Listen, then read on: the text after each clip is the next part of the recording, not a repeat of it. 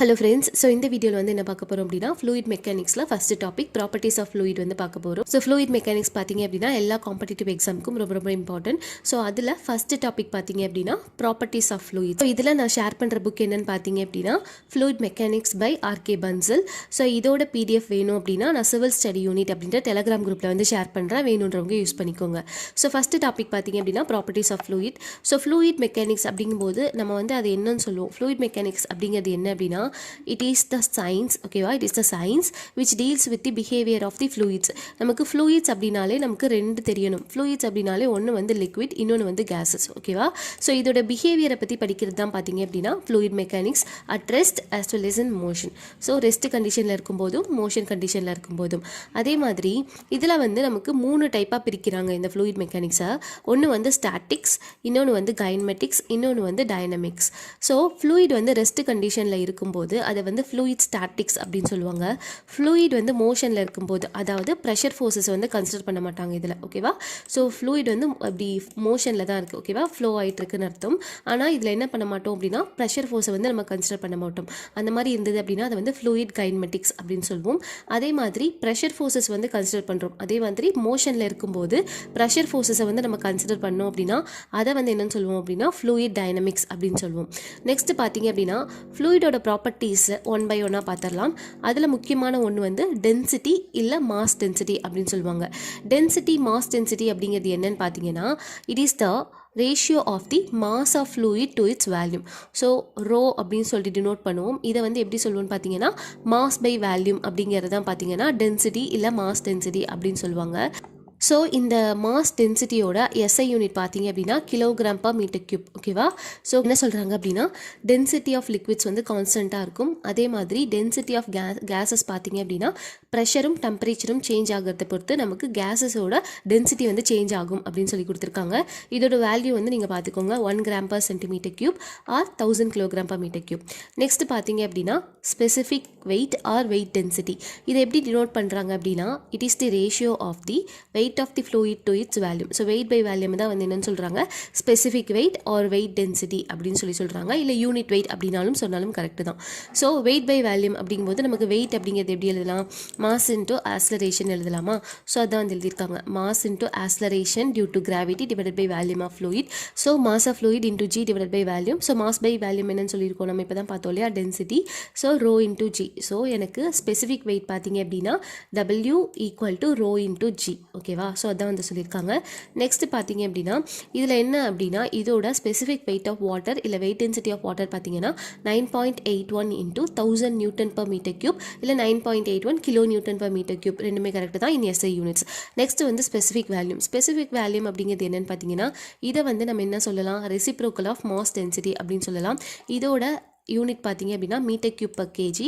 இதை வந்து கேஸஸ்க்கு மட்டும்தான் நம்ம அப்ளை பண்ணுவோம், ஓகேவா. ஸோ கேஸஸ்க்கு மட்டும்தான் இதை அப்ளை பண்ண போகிறோம். இதில் இதுக்கு என்ன ஃபார்முலா என்னன்னா specific volume is equal to volume of fluid divided by mass of fluid. So 1/ρ தான் அப்படி எழுதியிருக்காங்க, ஓகேவா. நெக்ஸ்ட் வந்து ஸ்பெசிஃபிக் கிராவிட்டி. ஸ்பெசிஃபிக் கிராவிட்டி அப்படிங்கும்போது ஸ்பெசிஃபிக் கிராவிட்டி எப்படி டினோட் பண்ணலாம் அப்படின்னா it is the ratio of the weight density of liquid to the weight density of water in case of லிக்விடாக இருந்தது அப்படின்னா. இதே கேஸஸ்க்கு எப்படி இருக்கும்னு பார்த்தீங்கன்னா weight density of gases case divided by weight density of air அப்படின்னு எடுத்துப்போம். ஸோ என்ன சொல்கிறாங்க அப்படின்னா லிக்விட்ஸ்க்கு ஸ்டாண்டர்ட் ஃப்ளூயிட் வந்து எப்படி எடுத்துப்போம்னு பார்த்தீங்கன்னா வாட்டர் தான் வந்து ஸ்டாண்டர்ட் ஃப்ளூயிடாக எடுத்துப்போம், ஓகேவா. ஸோ இங்கே வெயிட் டென்சிட்டி ஆஃப் வாட்டர் இருக்கு இல்லையா, அது வாட்டர், அதாவது ஸ்டாண்டர்ட் ஃப்ளூயிட்ஸாக வந்து வாட்டர் எடுத்துப்போம். அதே மாதிரி நம்ம கேஸஸ் கம்பேர் பண்ணும்போது ஸ்டாண்டர்ட் ஃப்ளூயிடாக வந்து ஏரை எடுத்துப்போம் அப்படின்னு சொல்லி சொல்கிறாங்க. இந்த ஸ்பெசிஃபிக் கிராவிட்டியை வந்து நம்ம ரிலேட்டிவ் டென்சிட்டி அப்படின்னு சொல்லலாம். இந்த ஸ்பெசிஃபிக் கிராவிட்டிக்கு இன்னொரு முக்கியமான பாயிண்ட் என்ன அப்படின்னா இது வந்து டைமென்ஷன்லெஸ் குவான்டிட்டி, ஓகேவா. ஸோ இது வந்து என்னன்னு சொல்லுவோம் அப்படின்னா டைமென்ஷன்லெஸ் குவான்டிட்டி. இதை வந்து எஸ் அப்படின்னு சொல்லிட்டு டினோட் பண்ணுவோம், ஓகேவா. ஸோ ஃப்ளூயிட்ஸில் வந்து இதை எஸ் அப்படின்னு டினோட் பண்ணுவோம். இதே சாயில்ஸாக இருந்தது அப்படின்னா சாயில் மெக்கானிக்ஸில் ஜி அப்படின்னு சொல்லிட்டு மெஷர் பண்ணுவோம். ஸோ இந்த வெயிட் டென்சிட்டி ஆஃப் லிக்விட்ஸ் எப்படி கால்குலேட் பண்ணுறாங்க பாருங்க. எனக்கு வந்து இந்த வெயிட் டென்சிட்டி ஆஃப் லிக்விட் எப்படி கால்குலேட் பண்ணுறாங்க, இந்த எஸ் இன்டூ இந்த weight density of water. So இந்த ரெண்டுத்தையும் இதை இங்கே எடுத்துகிட்டு போயிட்டாங்க அப்படின்னா இந்த ரெண்டுத்தையும் மல்டிபிள் பண்ணால் எனக்கு வெயிட் டென்சிட்டி ஆஃப் லிக்விட் வந்து கிடைச்சிடும், அதான் சொல்லியிருக்காங்க. So S into weight density of water இப்போ தான் பார்த்தோம் இல்லையா 1000 into 9.81 newton per metre cube. So அப்படி எழுதலாம். அதே மாதிரி டென்சிட்டி ஆஃப் லிக்விட் கேட்டாங்க அப்படின்னா S into density of water. Density of water என்ன 1000 கிலோகிராம் per மீட்டர் கியூப். ஓகேவா? ஸோ இப்போ ஸ்பெசிஃபிக் கிராவிட்டி ஆஃப் ஃப்ளூயிட் வந்து நமக்கு தெரிஞ்சிருந்தது அப்படின்னா அதோட டென்சிட்டி எதுக்கு ஈக்குவலாக இருக்கும் அப்படின்னா specific gravity multiplied by the density of water. So எனக்கு ஜி தெரிஞ்சிருச்சு அப்படின்னா அதோட டென்சிட்டி ஆஃப் வாட்டர் வந்து நான் மல்டிபிள் பண்ணால் எனக்கு கிடைக்குது, டென்சிட்டி ஆஃப் லிக்விட் வந்து கிடைக்குது. அதான் வந்து சொல்கிறாங்க. ஓகேவா?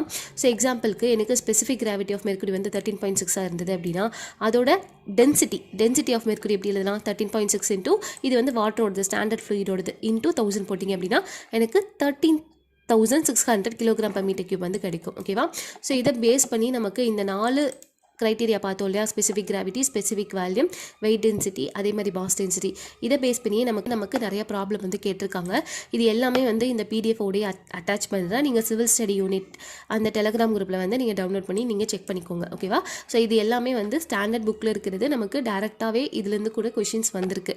ஸோ இது எல்லாமே அட்டாச் பண்ணுறேன், நீங்கள் வந்து செக் பண்ணிக்கோங்க. ஓகேவா? ஸோ நெக்ஸ்ட் இம்பார்ட்டன்ட் டாபிக் பார்த்தீங்க அப்படின்னா விஸ்காசிட்டி. விஸ்காசிட்டி என்னன்னு சொல்லுவோம் அப்படின்னா it is the property of a fluid which offers resistance to the movement of one layer of fluid over another adjacent layer of the fluid அப்படின்னு சொல்லி கொடுத்துருக்காங்க. So viscosity அப்படிங்கிறது என்னன்னு பார்த்தீங்கன்னா அது வந்து ஃப்ளூயிடோட ஒரு ப்ராப்பர்ட்டி, இம்பார்ட்டன்ட் ப்ராப்பர்ட்டி. இது என்ன பண்ணும் அப்படின்னா நம்ம வந்து இந்த ஃப்ளூயிட் வந்து ஒரு லேயராக இருக்குது. ஸோ இப்படி ஃப்ளோ ஆகிட்டு இருக்கும்போது ஒரு லேயர் வந்து என்ன பண்ணும் அப்படின்னா ஒரு லேயர் வந்து இன்னொரு லேயர் மூவ் ஆகிறத வந்து ரெசிஸ்ட் பண்ணும். ஸோ இந்த லேயர் மூவ் ஆகிறத இன்னொரு லேயர் வந்து ரெசிஸ்ட் பண்ணும். ஸோ இந்த மாதிரி ரெசிஸ்டன்ஸை தான் என்னன்னு சொல்கிறோம் அப்படின்னா விஸ்காசிட்டி. இந்த இப்படி டைரக்டாகவே இது கேட்டிருக்காங்க. ஓகேவா? So dash is the property of fluid which offers resistance to the movement of the one layer of fluid over another adjacent லேயர்னு கேட்டாங்க அப்படின்னா விஸ்காசிட்டி. ஓகேவா? ஸோ நமக்கு வந்து என்ன இங்கே வந்து இதுக்கு வந்து நமக்கு டெரிவேஷன் எடுக்கணும் அப்படின்றதுனால என்ன சொல்கிறாங்க? when two layers of a fluid a distance dy apart. So ரெண்டு டிஸ்டன்ஸ்க்கு, அதாவது ரெண்டு ஃப்ளூயிடோட டிஸ்டன்ஸ் பார்த்தீங்க அப்படின்னா dy அப்படின்னு எடுத்துக்கிறாங்க. ஓகேவா? அதோட வெலாசிட்டி வந்து u, அதே மாதிரி u + du அப்படிங்கிறது எனக்கு இன்னொரு லேயர் வந்து அதை ரெசிஸ்ட் பண்ணிடுச்சு. ஸோ அதை தான் வந்து du. ஸோ இப்போ இனிஷியலாக இருக்க வெலாசிட்டி, அதை ரெசிஸ்ட் பண்ண வெலாசிட்டி, அதை தான் வந்து u + du அப்படின்னு சொல்லி கொடுத்துருக்காங்க. ஓகேவா? ஸோ இது என்ன சொல்கிறாங்க அப்படின்னா the top layer causes a shear stress on the adjacent lower layer while the lower layer causes shear stress on the adjacent top layer. So இந்த லேயர் வந்து இந்த லேயர் மேலே shear stress வந்து காஸ் பண்ணுது, இந்த லேயர் வந்து பார்த்தீங்க அப்படின்னா இந்த லேயர் மேலே shear stress காஸ் பண்ணுது அப்படின்னு சொல்லி சொல்கிறாங்க. ஸோ விஸ்காசிட்டி அப்படின்னாலே நமக்கு which is directly proportional to, இதில் வந்து என்ன சொல்கிறாங்க அப்படின்னா the shear stress is proportional to the rate of change of velocity with respect to y. So இதை வந்து tau அப்படின்னு சொல்லிட்டு மெஷர் பண்ணுறாங்க. So tau is equal to du divided by dy. So இந்த du அப்படிங்கிறது என்னென்னா இந்த ரெண்டுத்தையும் இருக்கக்கூடிய டிஃப்ரென்ஸ் தான் வந்து du. dy அப்படிங்கிறது ரெண்டுத்துக்கும் இடைப்பட்ட டிஸ்டன்ஸ் dy. ஸோ எனக்கு tau is equal to tau directly proportional to du divided by dy. ஓகேவா? இதுதான் வந்து பார்த்தீங்க அப்படின்னா எனக்கு விஸ்காசிட்டி கண்டுபிடிக்கிறதுக்கான ஃபார்முலா. நம்ம என்ன பண்ணோம் அப்படின்னா ஸோ எனக்கு வந்து இந்த ப்ரொபோர்ஷனாலிட்டி வந்து எனக்கு நெக்லெக்ட் பண்ணணும், ரிமூவ் பண்ணணும் அப்படின்னா எனக்கு ஒரு கான்ஸ்டன்ட் வந்து நான் ஆட் பண்ணணும். அதை வந்து என்னன்னு சொல்லுவோம் அப்படின்னா மியூ. இந்த மியூ தான் பார்த்தீங்க அப்படின்னா கோஎஃபிஷியன்ட் ஆஃப் டைனமிக் விஸ்காசிட்டி இல்லை விஸ்காசிட்டி அப்படின்னு சொல்லுவோம். ஓகேவா? ஸோ எனக்கு shear stress which is directly proportional to du divided by dy. இதில் வந்து எனக்கு இந்த கான்ஸ்டன்ட்டை வந்து ரிமூவ் பண்ணுறதுக்காக போடுற கான்ஸ்டன்ட் தான் பார்த்தீங்க அப்படின்னா mu du divided by dy. இதில் மியூ அப்படிங்கிறது கோஎஃபிஷியன்ட் ஆஃப் டைனமிக் விஸ்காசிட்டி. இந்த du by dy அப்படிங்கிறத வந்து ஷியர் ஸ்ட்ரெயின் சொல்லலாம், rate of shear strain, rate of shear deformation, இல்லை வெலாசிட்டி கிரேடியன்ட் இப்படின்னு சொல்லலாம். ஸோ எனக்கு வந்து மியூ மட்டும் வேணும் அப்படின்னா tau divided by du divided by dy அப்படின்னு எழுதலாமா? ஸோ என்ன சொல்கிறாங்க அப்படின்னா விஸ்காசிட்டி எப்படி டிஃபைன் பண்ணுறாங்க? Shear stress required to produce unit rate of shear strain தான் வந்து விஸ்காசிட்டி அப்படின்னு சொல்கிறாங்க with respect to this formula. So எனக்கு with respect to this formula viscosity is called as the shear stress required to produce unit shear deformation தான் பார்த்தீங்க அப்படின்னா viscosity அப்படின்னு சொல்கிறாங்க. ஸோ யூனிட் ஆஃப் விஸ்காசிட்டி, அதாவது விஸ்காசிட்டியோட யூனிட், இதுலேருந்து கண்டிப்பாக கொஷின்ஸ் வரும். ஓகே? ஸோ இதில் வந்து மியூ எப்படி கால்குலேட் பண்ணலாம் அப்படின்னா shear stress divided by du divided by dy. So இந்த shear stress எப்படி எழுதியிருக்காங்க அப்படின்னா ஃபோர்ஸ் பை ஏரியா, இந்த வெலாசிட்டியை சேஞ்ச் இன் வெலாசிட்டியை வந்து லென்த் பை டைம், அதே மாதிரி சேஞ்ச் ஆஃப் டிஸ்டன்ஸை வந்து 1 பை லென்த் அப்படின்னு எழுதியிருக்காங்க. ஸோ என்ன ஆகும்னு பார்த்தீங்க அப்படின்னா இந்த லென்த் கேன்சல் ஆயிடும், இந்த ஏரியா அப்படின்றத வந்து எல் ஸ்கொயர் அப்படின்னு வரும். ஓகேவா? இப்போ force by length square divide by 1 by time இருக்குமா, இந்த டைம் வந்து மேலே போயிடும், லென்த் ஸ்கொயர் வந்து கீழே வந்துடும். ஸோ MKS சிஸ்டமில் எப்படி வந்து ரெப்ரசென்ட் பண்ணுவோம் அப்படின்னா ஃபோர்ஸை KGF அப்படின்னு சொல்லிட்டு ரெப்ரசென்ட் பண்ணுவோம், லென்த்தை வந்து மீட்டரில் வந்து ரெஃபர் பண்ணுவோம். அதே மாதிரி சிஜிஎஸ்ல பார்த்தீங்க அப்படின்னா ஃபோர்ஸை வந்து டைன் அப்படின்னு சொல்லிட்டு ரெப்ரசென்ட் பண்ணுவோம். லென்த்தை வந்து சென்டிமீட்டரில் வந்து மெஷர் பண்ணுவோம். அதே மாதிரி எஸ்ஐ யூனிட்டில் பார்த்தீங்க அப்படின்னா ஃபோர்ஸை வந்து நியூட்டன்லையும் லென்த்தை வந்து மீட்டர்லையும் வந்து நம்ம மெஷர் பண்ணுவோம். So MKS unit of viscosity பார்த்தீங்க அப்படின்னா KGF second per metre square. அதே மாதிரி சிஜிஎஸ் ஓகேவா, சிஜிஎஸ் யூனிட் ஆஃப் விஸ்காசிட்டி பார்த்தீங்க அப்படின்னா time second per centimetre square. So இதில் வந்து நியூட்டன் பர் மீட்டர் ஸ்கொயரை வந்து எப்படி எழுதலாம்னு பார்த்தீங்கன்னா பாஸ்கல் அப்படின்னு எழுதலாம். இதை வந்து PA அப்படின்னு சொல்லிட்டு ரெப்ரசென்ட் பண்ணுவோம். So 1 newton per metre square is equal to pascal. ஓகேவா. So SI unit of viscosity பார்த்தீங்க அப்படின்னா newton seconds per metre square. இந்த நியூட்டன் பர் மீட்டர் ஸ்கொயரை வந்து பாஸ்கல் அப்படின்னு எழுதுறாங்க. So pascal second. So SI unit எப்படின்னு பார்த்துக்கோங்க, சிஜிஎஸ் யூனிட் எவ்வளோன்னு பார்த்துக்கோங்க, எம்கேஎஸ் யூனிட் என்னன்னு பார்த்துக்கோங்க. ஓகேவா. இது எல்லாமே நமக்கு கொஷினில் கேட்பாங்க. ஓகேவா. நெக்ஸ்ட் பார்த்தீங்க அப்படின்னா இந்த சிஜிஎஸ் யூனிட் இருக்குது பார்த்தீங்களா, இந்த time second per centimetre square, இதை வந்து நம்ம என்னன்னு சொல்லுவோம்னு பார்த்தீங்கன்னா பாய்ஸ் அப்படின்னு சொல்லுவோம். ஓகேவா. Which is equal to time second per centimetre square. அதே மாதிரி இதை வந்து நான் என்ன பண்ணும் அப்படின்னா நியூமரிக்கல் கன்வர்ஷன் பண்ணும்போது ஓகேவா, எம்கேஎஸை வந்து நான் சிஜிஎஸ்ஸாக வந்து கன்வெர்ட் பண்ணும்போது என்ன பண்ணுறேன், 1 kgf is equal to 9.81 newton அப்படின்னு சொல்லிட்டு சப்ஸ்டியூட் பண்ணுறேன். ஸோ அப்போ 1 kgf second per metre square is equal to 9.81 newton second per metre ஸ்கொயராக வந்து கன்வெர்ட் ஆகிடுது. ஓகேவா. இது எல்லாமே கொஷினில் கேட்டது, அதனால தெளிவாக பார்த்துக்கோங்க. ஸோ அப்போ என்ன ஆகுது அப்படின்னா 1 newton is equal to 1 kilogram into 1 metre per second ஸ்கொயர்னு எழுதுகிறோம். So 1000 gram into 100 centimetre per second square, 100 into 100 gram centimetre per second ஸ்கொயராக மாறுது. ஸோ 1000 இன்ட்டு 100 மாறுதா, 1000 இந்த 100 gram per centimetre second square என்னென்னு எழுதுகிறோம் அப்படின்னா டைன் அப்படின்னு எழுதுகிறோம். ஓகேவா. கிராம் சென்டிமீட்டர் பர் செகண்ட் ஸ்கொயரை டைன் அப்படின்னு எழுதுகிறோம். ஸோ 100 டைன், அதாவது 10 பவர் 5 டைன். ஸோ அப்போ 1 நியூட்டன் இஸ் ஈக்குவல் டு எவ்வளோ டைன்னு கேட்டாங்க அப்படின்னா 10 பவர் 5 டைன். ஓகேவா. நமக்கு இங்கே தெரிய வேண்டியது என்ன அப்படின்னா 1 kgf second per metre square அப்படிங்கிறது எதுக்கு ஈக்குவலாக இருக்கும் அப்படின்னா 98.1 பாய்ஸ்க்கு ஈக்குவலாக இருக்கும். ஓகேவா. So 1 kgf second per metre square 98.1 பாய்ஸுக்கு வந்து ஈக்குவலாக இருக்கும் அப்படின்னு சொல்கிறாங்க. இப்போ நமக்கு என்ன பண்ணுவாங்க அப்படின்னா சம்மலெல்லாம் இந்த மாதிரி 1 kgf per second metre square equal to 9.81 ns per metre square 98.1 பாய்ஸ்ன்னு கொடுத்துறாங்களா. ஸோ இப்போ 1 பாய்ஸ் அப்படிங்கிறது எப்படி டினோட் பண்ணுறாங்க அப்படின்னா 1/10 newton second per metre square. So சம்மில் என்ன பண்ணுவாங்க அப்படின்னா நமக்கு வந்து ஒரு 10 பாய்ஸ் அப்படின்னு கொடுத்துட்டாங்க அப்படின்னா அதை newton second metre square convert பண்ணும்போது 1 நியூட்டன் செகண்ட் பர் மீட்டர் ஸ்கொயர்னு எழுதணும். ஏன் அப்படின்னா 10/10 ஸோ 1 ஆகிடுது. ஸோ அதுதான் சொல்லியிருக்காங்க. ஸோ 1 பாய்ஸுக்கும் நியூட்டன் பர் செகண்ட் மீட்டர் ஸ்கொயருக்கும் என்ன ரேஷியோ அப்படின்னா 1/10 அப்படிங்கிறது தான் ரேஷியோ. ஸோ இதை வந்து ஞாபகம் வச்சுக்கோங்க. ஸோ நெக்ஸ்ட் பார்த்தீங்க அப்படின்னா 1 சென்டிபாய்ஸ், 1 சென்டிபாய்ஸை வந்து எப்படி எழுதலாம் அப்படின்னா 1/100 பாய்ஸ் அப்படின்னு சொல்லலாம். So 1 cp is equal to 1/100 p அப்படின்னு எழுதலாம். ஸோ 20 டிகிரி செல்சியஸில் viscosity of water at 20 degree செல்சியஸில் 0.01 பாய்ஸ் இல்லை 0.1 சென்டிபாய்ஸ் அப்படின்னு சொல்லி எடுத்துக்கிறாங்க. நெக்ஸ்ட் வந்து கைனமெட்டிக் விஸ்காசிட்டி. கைனமெட்டிக் விஸ்காசிட்டி எப்படி எழுதலாம் அப்படின்னா dynamic viscosity divided by rho, அதாவது density. So mu divided by rho அப்படின்னு சொல்லி எழுதியிருக்காங்க. இதோட யூனிட் வந்து எப்படி டிரைவ் பண்ணியிருக்காங்க அப்படின்னா நமக்கு யூவோடதும் தெரியும் ரோவோடதும் தெரியும். ஸோ இதெல்லாம் போட்டு கேன்சல் பண்ணோம் அப்படின்னா நமக்கு என்ன கிடைக்கும், லென்த் ஸ்கொயர் பை டைம் அப்படின்னு சொல்லிட்டு கிடைக்கும். ஸோ இதில் எம்கேஎஸ் எஸ்ஐ யூனிட் பார்த்தீங்க அப்படின்னா metre square per second or metre square per second. CGS யூனிட்டில் பார்த்தீங்க அப்படின்னா சென்டிமீட்டர் ஸ்கொயர் பர் செகண்ட் அப்படின்னு எழுதுவோம். இதை தான் நம்ம என்னன்னு சொல்லுவோம் அப்படின்னா ஸ்டோக் அப்படின்னு சொல்லுவோம். So 1 stoke is equal to centimetre square per second. So centimetre square எப்படி எழுதியிருக்காங்க 1/100 the whole square metre square by second. So 10⁻⁻4 metre square per second. So ஒரு 1 சென்டி ஸ்டோக் அப்படிங்கிறது 1/100 ஸ்டோக். இந்த யூனிட் ரொம்ப ரொம்ப இம்பார்ட்டன்ட். ஸோ இந்த பாய்ஸ் அப்படிங்கிறது சிஜிஎஸோட யூனிட். ஓகேவா.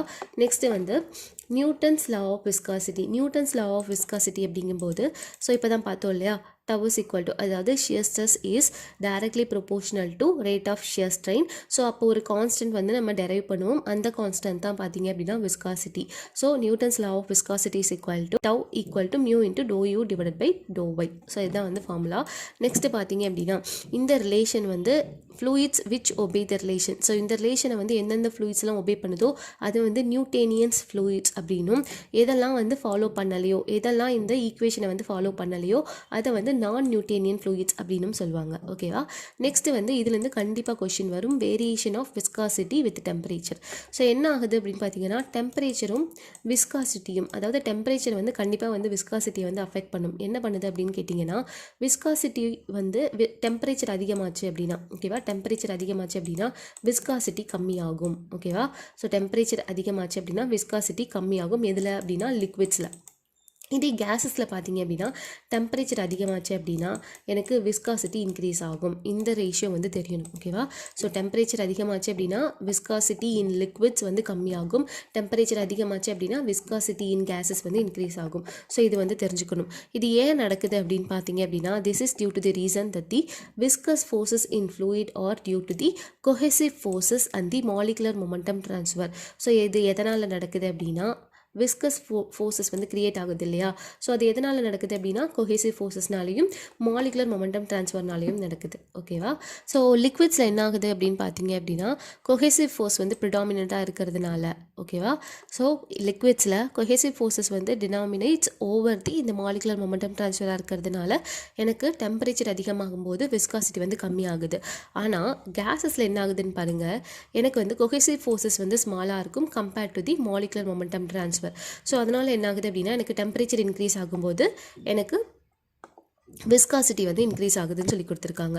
நெக்ஸ்ட் வந்து லிக்விடுக்கும், அதாவது விஸ்காசிட்டிக்கும் டெம்பரேச்சருக்கும் என்ன வந்து ரிலேஷன்ஷிப் அப்படின்னு பார்த்தீங்கன்னா, லிக்விடாக இருந்தது அப்படின்னா mu's equal to mu nought 1/1 + alpha T plus beta T square. So mu அப்படிங்கும்போது இது viscosity of liquids at T degree Celsius in poise.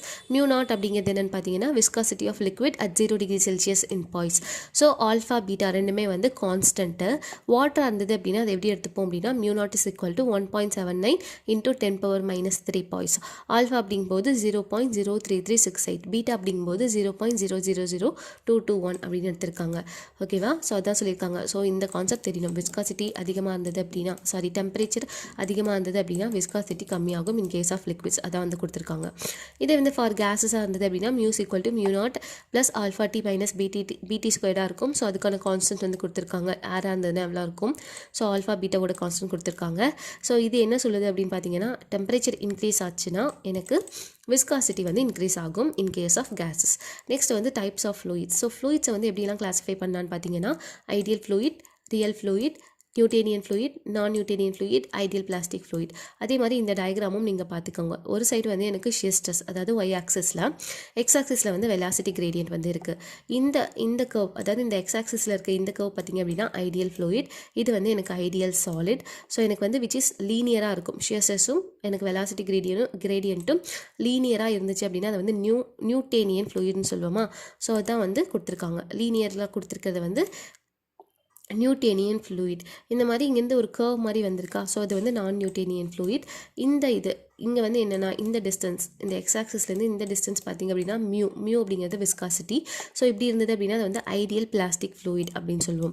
So ideal fluid அப்படிங்கும்போது என்ன அப்படின்னா, ஃப்ளூயிட் வந்து which is incompressible and is having no விஸ்காசிட்டியாக இருந்தது அப்படின்னா அது ஐடியல் ஃப்ளூயிட் அப்படின்னு சொல்லுவோம். ஓகேவா? So fluid which is incompressible and is having no viscosity அப்படின்னா அது வந்து ஐடியல் ஃப்ளூயிட் அப்படின்னு சொல்லுவோம். ஐடியல் ஃப்ளூயிட் பார்த்திங்க அப்படின்னா இமேஜினரி ஃப்ளூயிடாக தான் இருக்கும். ஓகேவா? ஏன் அப்படின்னா எனக்கு ரியலாக இருக்க ஃப்ளூயிட்ஸ் எல்லாத்துக்குமே வந்து சம் விஸ்காசிட்டி வந்து இருக்கிறதுனால இந்த ஐடியல் ஃப்ளூயிட் பார்த்திங்க அப்படின்னா ஒரு இமேஜினரி ஃப்ளூயிட். இது வந்து நம்ம கால்குலேஷன் பர்பஸ்க்காக மட்டும்தான் நம்ம எடுத்துப்போம். இது வந்து ஞாபகம் வச்சுக்கோங்க. ஸோ ஐடியல் ஃப்ளூயிட் அப்படிங்கிறது which is incompressible and having no viscosity. Next வந்து ரியல் ஃப்ளூயிட். ரியல் ஃப்ளூயிட் அப்படிங்கும்போது ரியல் ஃப்ளூயிட்க்கு வந்து சம் விஸ்காசிட்டி வந்து இருக்கும்.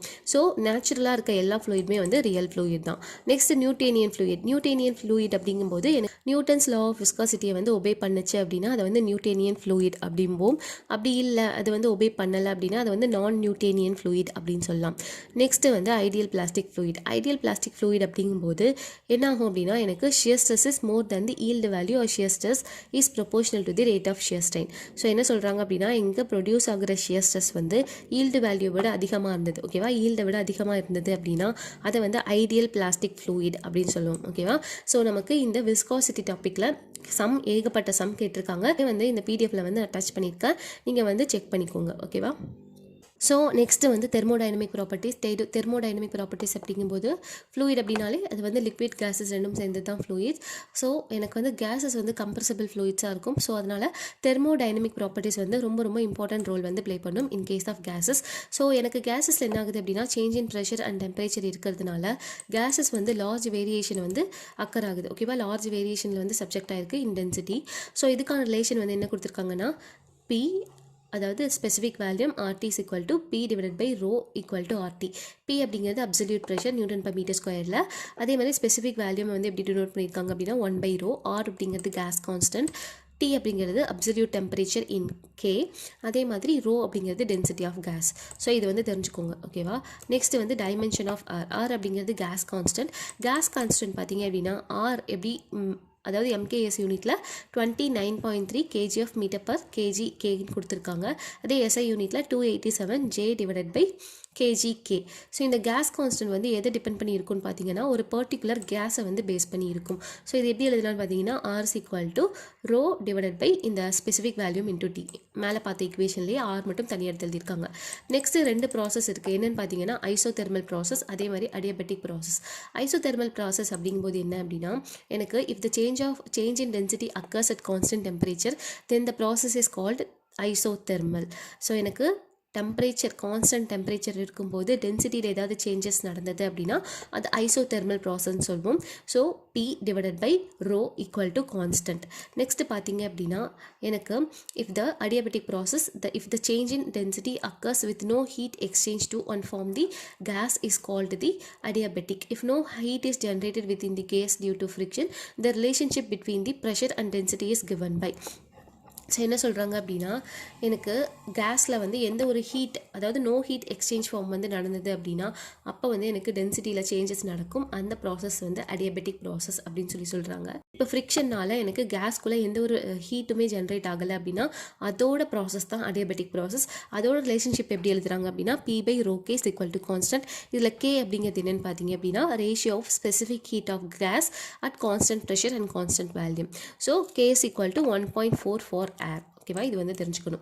Next so universal gas constant எப்படி கண்டுபிடிக்கலாம் அப்படின்னா நமக்கு ஆல்ரெடி பார்த்த மாதிரி இந்த ஃபார்முலா தெரியும் இல்லையா, P into specific volumes equal to MRT. M அப்படிங்கிறது மாஸ் ஆஃப் கேஸு, அதாவது இந்த V அப்படிங்கிறது வேல்யூம் ஆஃப் கேஸு, P வந்து அப்சல்யூட் ப்ரெஷர், T வந்து அப்சல்யூட் டெம்பரேச்சர்.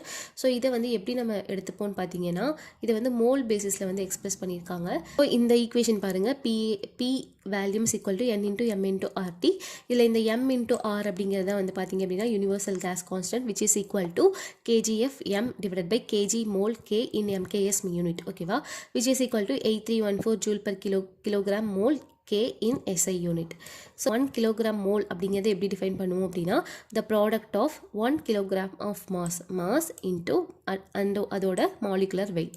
ஓகேவா, அதை தான் வந்து 1 kilogram mole அப்படின்னு சொல்லிட்டு டினோட் பண்ணுவோம். ஸோ கம்ப்ரசிபிலிட்டி வந்து எதுக்கு ரெசிப்ரோக்கலாக இருக்கும் அப்படின்னா பல்க் மாடுலஸ் ஆஃப் எலாஸ்டிசிட்டிக்கு வந்து ரெசிப்ரோக்கலாக இருக்கும்.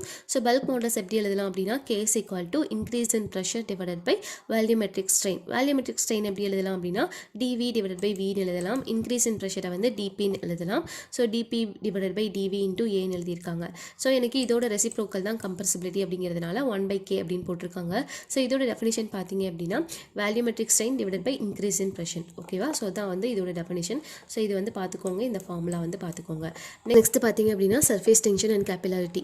சர்ஃபேஸ் டென்ஷன் அப்படிங்கிறது என்னென்னு பார்த்தீங்கன்னா லிக்விட் வந்து கான்டாக்ட், அதாவது கேஸ்க்கும் லிக்விட்க்கும் இடையில ஒரு கான்டாக்ட் இருக்குது, இல்லை ரெண்டு லிக்விட்க்கு இடையில ஒரு கான்டாக்ட் இருக்குது அப்படின்னா அந்த கான்டாக்ட் சர்ஃபேஸ் பார்த்தீங்க அப்படின்னா ஒரு மெம்பரின் மாதிரி ஆக்ட் ஆகும். அந்த மெம்பரின் வந்து எதனால் ஆக்ட் ஆகுது, எதனால் அந்த மெம்பரின் கிரியேட் ஆகுது அப்படின்னா டென்ஷன் ஃபோர்ஸ் வந்து அங்கே கிரியேட் ஆகிறதுனால. ஸோ இந்த ஃபினாமினனை தான் வந்து சர்ஃபேஸ் டென்ஷன் அப்படின்னு சொல்லுவோம். So the magnitude of the force per unit length of the free surface will have the same value as the surface energy per unit area. So force per unit length அதை தான் வந்து என்னென்னு சொல்கிறாங்க அப்படின்னா surface tension. இதோட creek letter பார்த்தீங்க அப்படின்னா sigma அப்படின்னு சொல்லுவோம்.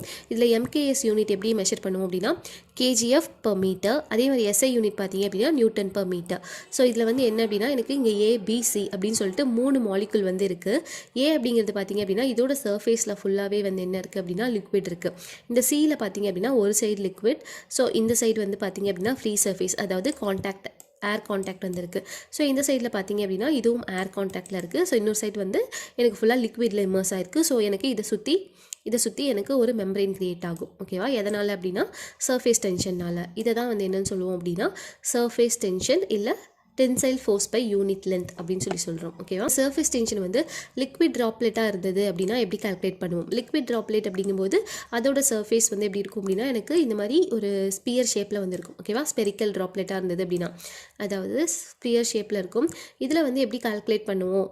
அதாவது டென்சைல் ஃபோர்ஸ் வந்து இதில் எப்படி கால்குலேட் பண்ணுவோம் அப்படின்னா இந்த டென்சைல் ஃபோர்ஸ் வந்து இப்படி ஹாஃபாக கட் ஆகுதுன்னு எடுத்துக்கிறோம். இந்த லிக்விட் ட்ரிப்லெட் வந்து இந்த ஹாஃப் அப்படி கட் ஆகுது அப்படின்னு எடுத்துக்கிட்டோம் அப்படின்னா ஸோ இதோட சர்ஃபேஸ் டென்ஷன் சிக்மா, இதோட சர்க்கம்ஃபரன்ஸ் வந்து பைடி அப்படின்னு எடுத்துக்கிறாங்க. இது வந்து டென்சைல் ஃபோர்ஸ். ஸோ இதே வந்து ப்ரெஷர் ஃபோர்ஸ் எப்படி கால்குலேட் பண்ணுவோம்னு பார்த்தீங்க அப்படின்னா π/4d² இன்டூ பி, அதாவது அதோட ஏரியா இன்டூ பி. பி அப்படிங்கிறது ப்ரெஷர். ஸோ ரெண்டுத்தையும் ஈக்குவேட் பண்ணும்போது எனக்கு இதோட ப்ரெஷர் எப்படி கிடைக்கும் அப்படின்னா P is equal to 4 sigma by d கிடைக்கும். So in case of water droplet P is equal to 4 sigma by d அப்படின்னு கிடைக்கும். ஸோ இதில் என்ன நம்ம பார்க்க வேண்டியது அப்படின்னா இங்கே டயாமீட்டரை வந்து நம்ம இன்க்ரீஸ் பண்ணோம் அப்படின்னா எனக்கு ப்ரெஷர் வந்து கம்மியாகும். ஓகேவா? இதே வந்து சர்ஃபேஸ் டென்ஷன் ஹாலோ பபிளில் வந்து இருந்தது அப்படின்னா எப்படி கால்குலேட் பண்ணுவோம்? ஸோ அதே மாதிரி ப்ரெஷரையும் நம்ம என்ன பண்ணோம் இந்த சர்ஃபேஸ் ஏரியா அதாவது சர்க்கம்ஃபரன்ஸ் ஏரியா ரெண்டுத்தையும் ஈக்குவேட் பண்ணணும். ஸோ ஹாலோ பபிள் அப்படிங்கும்போது எனக்கு இங்கே உள்ள ஏர் இருக்குது. ஓகேவா? இங்கே வந்து வெளியே வந்து ஒரு ஏர் இருக்குது. ஸோ ரெண்டு சர்ஃபேஸில் வந்து காண்டாக்ட் ஆகிருக்கும். ஸோ இதனால 2 × sigma × πd அப்படின்னு சொல்லி போடுறோம். ஸோ இதுக்கான formula P is equal to 8 sigma by d. ஓகேவா? நெக்ஸ்ட் வந்து surface tension on a liquid jet. Liquid jet அப்படிங்கும்போது இதில் வந்து லென்த் வந்து எடுத்துப்போம். ஓகேவா? அலாங் த லென்த் எவ்வளோ வந்து டென்சைல் ஃபோர்ஸ் வந்து ஆக்ட் ஆகுது அப்படின்னு சொல்லி கொடுத்துருக்காங்க. இதில் வந்து ப்ரெஷர் எப்படி இருக்கும் அப்படின்னா P × இந்த L, அதே மாதிரி இந்த D. அதே மாதிரி சர்ஃபேஸ் டென்ஷன் பார்த்தீங்க அப்படின்னா 2L, அதாவது இந்த சைடு ரெண்டு சைடுமே. So 2L × sigma. ஸோ இதை கால்குலேட் பண்ணோம் அப்படின்னா எனக்கு என்ன கிடைக்கும்? P is equal to 2 sigma by d அப்படின்னு கிடைக்கும். இதுலேயும் வந்து நிறையா சம் வந்து கேட்டிருக்காங்க, இல்லை டேரக்ட் ஃபார்முலாவே கேட்டிருக்காங்க. அது எல்லாமே இருக்குது, அட்டாச் பண்ணியிருக்கேன் பிடிஎஃபோட, நீங்கள் வந்து செக் பண்ணிக்கோங்க. நெக்ஸ்ட் பார்த்தீங்க அப்படின்னா கேபிலாரிட்டி அப்படிங்கும்போது இந்த மாதிரி ஒரு டப் இருக்குது. டப்பில் ஃபுல்லாக லிக்விட் வந்து நான் வந்து போர் பண்ணியிருக்கேன். இதில் வந்து ஒரு கிளாஸ் டியூப். ஓகேவா? ரெண்டு சைடுமே ஓப்பனாக இருக்க கிளாஸ் டியூப் வந்து நான் போடுறேன். ஓகேவா? இம்மர்ஸ் பண்ணி வைக்கும்போது இதில் வந்து எவ்வளோ ரைஸ் இல்லை ஃபால் ஆகுது அதுதான் வந்து என்னென்னு பார்த்தீங்க அப்படின்னா கேபிலரிட்டி ரைஸ் இல்லை கேபிலரிட்டி ஃபால் அப்படின்னு சொல்லுவோம். ஓகேவா? ஸோ கேபிலரிட்டி அப்படிங்கிறது என்ன அப்படின்னா it is the phenomenon of rise or fall of a liquid surface of a small tube relative to the adjacent general level of liquid when the tube is held vertically in the liquid. So எனக்கு வெர்டிக்கலாக இருக்க ஒரு டியூப்பில் எவ்வளோ வந்து rice இல்லை fall ஆகுதோ அதான் வந்து கேபிலாரிட்டி அப்படின்னு சொல்லுவோம். இதை வந்து நான் mm இல்லை சென்டிமீட்டர் அப்படி தான் வந்து நம்ம மெஷர் பண்ணுவோம். எவ்வளோ சென்டிமீட்டர் வந்து ரைஸ் ஆயிருக்கு அப்படின்றத வந்து நம்ம மெஷர் பண்ணுவோம். ஸோ இந்த ஹைட் அப்படிங்கிறது எந்த இடத்துலேருந்து, அதாவது இந்த ஃப்ரீ சர்ஃபேஸ் இந்த பாயிண்ட்லேருந்து எவ்வளோ வந்து ரைஸ் ஆயிருக்கோ அந்த பாயிண்ட் வரைக்கும் இருக்கிறது தான் வந்து கேபிலரிட்டி ரைஸ் H அப்படின்னு சொல்லிட்டு மெஷர் பண்ணுறோம். ஓகேவா? இது வந்து எதெல்லாம் டிபெண்ட் பண்ணியிருக்கு அப்படின்னா weight of the liquid, diameter of tube, surface tension of liquid அப்படின்னு கொடுத்துருக்காங்க. இப்போ கேபிலரி ரைஸ்க்கு என்ன வந்து ஃபார்முலா அப்படின்னு பார்த்தீங்கன்னா H is equal to 4 sigma cos theta rho GD. இதில் தீட்டா அப்படிங்கிறது என்ன அப்படின்னா வாட்டராக இருந்தது அப்படின்னா தீட்டா வந்து 0வாக இருக்கும். ஸோ காஸ் தீட்டா வந்து 1 ஆகிடும். So H is equal to 4 sigma divided by rho GD in case of water, in case of capillary rise. ஓகேவா? இது வந்து கேபிலரி ஃபால் அப்படிங்கிறது என்ன அப்படின்னா எனக்கு இதே லிக்விடில் நான் என்ன பண்ணுறேன், வாட்டருக்கு பதிலாக நான் மெர்க்குரியில் வந்து இம்மர்ஸ் பண்ணி வைக்கும்போது எனக்கு இந்த மாதிரி ஒரு சர்ஃபேஸ் வந்து கிரியேட் ஆகும். அதாவது கீழே வந்து லோயரிங் ஆகும். ஓகேவா? அதுதான் வந்து என்னன்னு சொல்கிறோம் அப்படின்னா கேபிலரி ஃபால் அப்படின்னு சொல்கிறோம். இதுக்கான ஃபார்முலாவும் அதே தான். H is equal to 4 sigma cos theta divided by rho GD. இதில் வந்து தீட்டா வந்து என்னென்னு பார்த்தீங்க அப்படின்னா 128 டிகிரி. இதில் தீட்டா அப்படிங்கிறது எதுக்கான வேல்யூ அப்படின்னா இந்த மெர்க்குரிக்கும் இந்த கிளாஸ் டியூபுக்கும் இருக்கக்கூடிய தீட்டா வேல்யூ தான் வந்து 128 டிகிரி. இது வந்து ஞாபகம் வச்சுக்கணும். ஓகேவா? Capillary fall capillary rice. So இதுலேயுமே வந்து நமக்கு ஃபார்முலா கேட்டிருக்காங்க. ஸோ இந்த ஹெச் வந்து எதெல்லாம் டிபெண்ட் பண்ணியிருக்கு அப்படின்னா sigma, theta, rho, G, D. ஓகேவா? ஸோ இது எல்லாமே டிபெண்ட் பண்ணியிருக்கு. இந்த வேல்யூ இது மாற்றி கேட்டாலும் நீங்கள் போட தெரியணும். ஸோ வேப்பர் ப்ரெஷர் அப்படிங்கிறது என்ன அப்படின்னா லிக்விட் ஸ்டேட்லேருந்து கேசியஸ் ஸ்டேட்க்கு வந்து சேஞ்ச் ஆகிற ஃபினாமினன் தான் வந்து வேப்பரைசேஷன் அப்படின்னு சொல்லுவோம். இந்த வேப்பரைசேஷனை வந்து இன்னும் வேறு எப்படி சொல்லலாம் பார்த்தீங்க அப்படின்னா எனக்கு ஒரு ஃப்ரீ சர்ஃபேஸ் இருக்குது, ஒரு லிக்விட் ஃப்ரீ சர்ஃபேஸ் வந்து இருக்குது. இதுலேருந்து எனக்கு வாட்டர் மாலிகல்ஸ் எல்லாமே வந்து எஸ்கேப் ஆகும் இல்லையா, அந்த ஃபினாமினன் தான் வந்து வேப்பர் ப்ரெஷர் அப்படின்னு சொல்கிறோம். இதுக்கு எக்ஸாம்பிளாக என்ன சொல்கிறாங்க அப்படின்னா நான் ஒரு க்ளோஸ்டு வெசல் எடுத்துக்கிறேன். ஓகேவா? ஒரு க்ளோஸ்டு பாத்திரம் ஒன்று எடுத்துக்கிறேன். அதில் வந்து நான் ஒரு லிக்விட், ஓகேவா, ஏதோ ஒரு லிக்விட் அதாவது வாட்டரே வச்சுக்கிறேன்னு வச்சுக்கோங்க. இதோட டெம்பரேச்சர் வந்து 20 டிகிரி செல்சியஸ் அட்மாஸ்பியரிக் ப்ரெஷரில் வந்து இருக்குது. இப்போ நான் இந்த லிக்விடோட டெம்பரேச்சரை வந்து 100 டிகிரி செல்சியஸ், அதாவது என்ன பண்ணுறேன், டெம்பரேச்சரை வந்து நல்லா டெம்பரேச்சரை வந்து ரைஸ் பண்ணி விட்டேன் அப்படின்னா இங்கே இருக்க வாட்டர் மாலிகல்ஸ் எல்லாமே இங்கே மேலே க்ளோஸ் பண்ணியிருக்கோம் இல்லையா, அந்த லிட்டு மேலே போயிட்டு எனக்கு என்ன ஆகும் அப்படின்னா அப்படி டாட்டாக வரும் இல்லையா. ஸோ இந்த ஃபினாமினன் தான் பார்த்தீங்க அப்படின்னா வேப்பர் ஃபினாமினன், வேப்பரைசேஷன் ஃபினாமினன் அப்படின்னு சொல்லுவோம். எக்ஸாம்பிளுக்கு வந்து நம்ம குக்கர் சொல்லலாம். ஓகேவா, குக்கரில் என்னாகும், நம்ம வந்து வாட்டரோட வைக்கும்போது வாட்டர் எல்லாமே வந்து என்னாகும், டெம்பரேச்சர் ரைஸ் பண்ணிட்டேன். டெம்பரேச்சர் ரைஸ் ஆனதுக்கப்புறமா அந்த வாட்டரை வந்து ஃபுல்லாகவே எனக்கு எம்டி ஆகிட்டு எனக்கு அங்கே ஒரு ப்ரெஷர் கிரியேட் ஆகும். அந்த ப்ரெஷர் தான் வந்து என்ன ஆகுது அப்படின்னா விசிலாக கன்வெர்ட் ஆகுது. கரெக்டாக. ஸோ அதுதான் வந்து என்ன ஆகுது, எனக்கு சேஞ்ச் ஆகுது, லிக்விட் ஸ்டேட்லேருந்து கேசியஸ் ஸ்டேட்டுக்கு சேஞ்ச் ஆகுது இல்லையா. அந்த ஃபினாமினன் தான் வந்து வெப்பரைசேஷன். அந்த ப்ரெஷர் தான் வந்து வேப்பர் ப்ரெஷர் அப்படின்னு சொல்கிறாங்க. இது வந்து கேவிடேஷன். கேவிடேஷன் அப்படிங்கிறது என்ன அப்படின்னா வேப்பர் பபிள் இருக்குது பார்த்தீங்களா, வேப்பர் பபிள் வந்து ஃபார்ம் ஆகிறது தான் வந்து கேவிடேஷன். ஸோ எனக்கு எப்போ வந்து இந்த வாட்டர் பபிள் வந்து ஃபார்ம் ஆகுது அப்படின்னா எனக்கு ப்ரெஷர், அந்த லிக்விடோட ப்ரெஷர் வந்து வேப்பர் ப்ரெஷரை விட கம்மியாக இருக்கும்போது. ஸோ கம்மியாக இருக்கும்போது எனக்கு அந்த வேப்பர் பபிள் எல்லாமே ஹையர் ப்ரெஷர் ரீஜனில் கொலாப்ஸ் ஆகும். கொலாப்ஸ் ஆகிற கண்டிஷன் தான் வந்து கேவிடேஷன் அப்படின்னு சொல்லுவோம். ஸோ இது வந்து மெட்டாலிக் சர்ஃபேஸாக இருந்தது அப்படின்னா, ஹை ப்ரெஷர்னால மெட்டாலிக் சர்ஃபேஸில் எனக்கு கேவிடேஷன் நடந்துச்சு அப்படின்னா அதை வந்து பிட்டிங் ஆக்ஷன் அப்படின்னு சொல்லுவோம். ஓகேவா. ஸோ இதை வந்து என்னென்னு சொல்லுவோம், பிட்டிங் ஆக்ஷன், அதாவது எரோட் ஆகிடும். ஓகேவா, எரோட் ஆகிறது தான் வந்து எரோட் ஆகிற ஃபினோமெனன் தான் வந்து கேவிட்டி அப்படின்னு சொல்லுவோம். ஓகேவா. ஸோ நெக்ஸ்ட் வந்து பவர் எப்படி கால்குலேட் பண்ணுவோம் எஸ்ஐ யூனிட்ல அப்படின்னா T இன்ட்டு ஒமேகா வந்து எப்படி எழுதலாம், 2πn/60. ஸோ எனக்கு பவர் எப்படி கால்குலேட் பண்ணலாம் அப்படின்னா 2πnt/60 அப்படின்னு எழுதலாம். இது வந்து வாட்ஸில், இது கிலோ வாட்ஸில் அப்படின்னா 2πnt/60,000 அப்படின்னு போட்டிருக்காங்க. ஆங்குலர் வெலாசிட்டி இந்த ஒமேகாவை வந்து எப்படி எழுதலாம், 2πn/60. ஓகேவா, அதான் கொடுத்துருக்காங்க. ஸோ இதோட வந்து ப்ராப்பர்ட்டிஸ் ஆஃப் ஃப்ளூயிட்ஸ் வந்து ஓவர். நம்ம வந்து முதல்ல இதில் எவ்வளோ ப்ராப்பர்ட்டிஸ் பார்த்துருக்கோம் அப்படின்னா, ஃபஸ்ட்டு வந்து mass density, weight density, specific volume, அதே மாதிரி specific gravity, viscosity, surface tension, capillarity, vaporisation, cavitation, இது எல்லாமே வந்து ஃப்ளூயிடோட ப்ராப்பர்ட்டி. இது எல்லாத்துக்கும் டிஃப்ரென்ஷியேஷன், அதே மாதிரி இதோட டெஃபினிஷன் டேரெக்டாகவே கேட்பாங்க, ஃபார்முலாவும் கேட்பாங்க. ஃபார்முலாவும் சிம்பிளாக தான் இருக்கும், அந்த ஃபார்முலாவை யூஸ் பண்ணி நமக்கு சம்மும் கேட்பாங்க. இது எல்லாமே இந்த பிடிஎஃப்ல நான் அட்டாச் பண்ணியிருக்கேன். ஓகேவா. ஸோ உங்களுக்கு ஏதாவது டவுட் இருந்தது அப்படின்னா இந்த பிடிஎஃபை ரெஃபர் பண்ணிக்கோங்க. இல்லை ஏதாவது டவுட் இருந்தது அப்படின்னா எனக்கு கமெண்ட் பண்ணுங்கள். இதை தவிர எனக்கு இந்த ஆர்கே பன்சல் புக்கில் எனக்கு புக் பேக்கில் ஹைலைட்ஸ்னு சொல்லி ஒன்று கொடுத்துருப்பாங்க. இது வந்து கண்டிப்பாக நீங்கள் பார்க்கணும், ரொம்ப ரொம்ப இம்பார்ட்டன்ட். எக்ஸாம் பாயிண்ட் ஆஃப் வியூவில் இது வந்து நம்ம கண்டிப்பாக பார்க்கணும். ஸோ ஃபஸ்ட்டு என்ன சொல்லியிருக்காங்கன்னு பாருங்கள். வெயிட் டென்சிட்டி அப்படிங்கிறது என்ன, வெயிட் பை வேல்யூமா. So W is equal to rho into G எழுதியிருக்காங்க. ஸ்பெசிஃபிக் வேல்யூம் அப்படிங்கிறது ரெசிப்ரோக்கல் ஆஃப் மாஸ் டென்சிட்டின்னு கொடுத்துருக்காங்க. ஷியர் ஸ்ட்ரெஸ் வந்து வெலாசிட்டி கிரேடியன்ட்டுக்கு ப்ரொபோஷனலாக இருக்கும். So tau is equal to mu into to u divide by 2p. அதே மாதிரி கைனமெட்டிக் விஸ்காசிட்டி பார்த்தீங்க அப்படின்னா nu is equal to u divided by mu divided by row.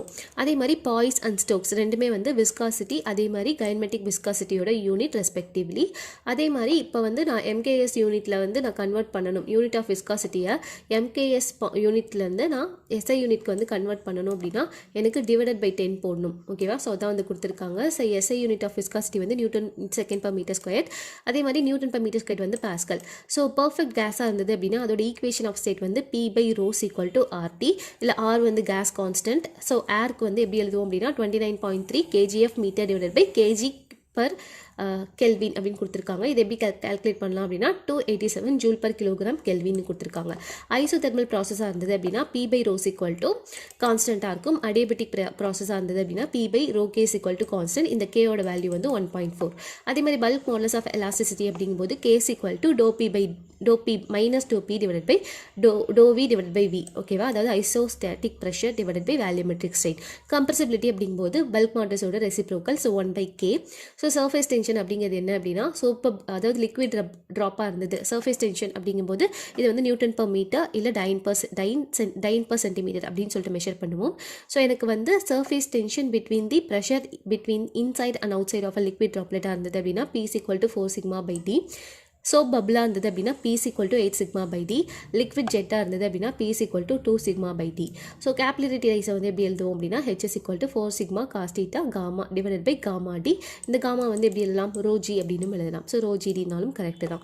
So theta வந்து வாட்டராக இருந்தது அப்படின்னா 0வாக எடுத்துக்கணும், மெர்க்குரியாக இருந்தது அப்படின்னா 128 டிகிரி வந்து எடுத்துக்கணும். ஓகேவா. இதோட வந்து ப்ராப்பர்ட்டிஸ் ஆஃப் ஃப்ளூயிட்ஸ் வந்து கம்ப்ளீட் ஆகுது. இதோட PDF நான் சிவில் ஸ்டடி யூனிட் அப்படின்ற டெலிகிராம் குரூப்பில் வந்து கொடுக்குறேன். இதில் இருக்க சம்மும் வந்து நீங்கள் ஒர்க் அவுட் பண்ணி பார்த்துக்கோங்க. ஓகேவா.